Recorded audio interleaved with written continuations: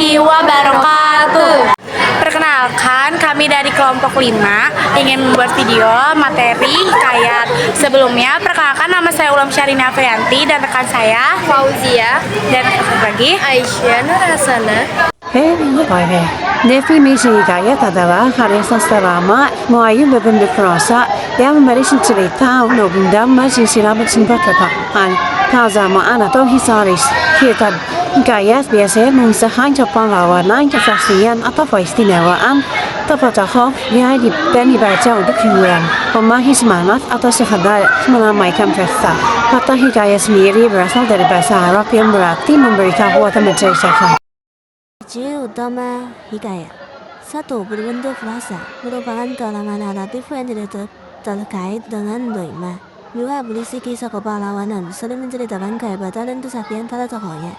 3. Mengandung unsur kemustahilan, kisah-kisah ini di dalamnya sering cari ideologis atau penuh fantasi. 4. Bersifat anonim, pengarangnya sering tidak diketahui, tanda biasanya disampaikan secara lisan. 5. Istana sentris. Latar ceritanya sering berkisar di lingkungan istana dan tokoh-tokohnya adalah raja atau bangsawan. 6. Terdapat nilai-nilai, mengandung pesan moral, nilai agama dan nilai budaya. Unsur hikayat itu ada dua. Yang pertama intrinsik dan ekstrinsik. Unsur intrinsik itu unsur yang berasal dari dalam cerita itu sendiri. Tema yaitu gagasan pokok atau ide utama cerita. Alur plot dalam cerita yang mencakup abstraksi, orientasi, komplikasi, evaluasi, resolusi, dan pola. Performa menopang yaitu karakter dan berwatakkan pelaku dalam cerita. Latar atau setting, keterangan mengenai waktu, tempat, suasana dalam cerita. Gaya bahasanya itu cara pengarang menyampaikan cerita seringkali menggunakan bahasa Melayu klasik dan manjas. Sudut pandang posisi bercerita dalam kisah tersebut, amanah atau pesan moral atau pelajaran yang ingin disampaikan pengarang. Kebahasaan hikayat. Kaidah kebahasaan hikayat memiliki ciri khas yang membedakannya dengan karya sastra modern. 1. Menggunakan bahasa Melayu klasik. Bahasa yang digunakan seringkali sulit dipahami karena merupakan bahasa Melayu yang lama. Yang kedua, menggunakan kata asli. Penggunaan kata-kata kuno atau jarang sekali dipakai saat ini. Kata syad dan alkisah dan spesifik. Ketiga, ada banyak menggunakan konjungsi.